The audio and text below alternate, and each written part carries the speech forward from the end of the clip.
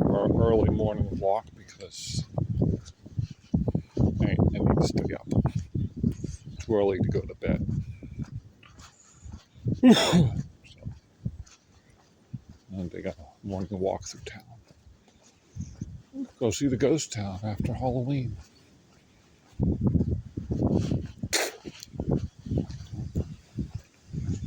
Of course, we go down by the beach, look at the wind down there.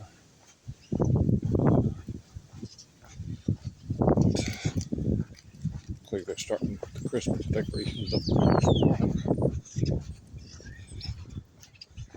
It doesn't look like they're going to do the same job as they've done over the past few years because they no longer have the same person who does the park. We'll see. See if we get this big, huge, massive Christmas decoration in Ocean Park this year, or we get nothing.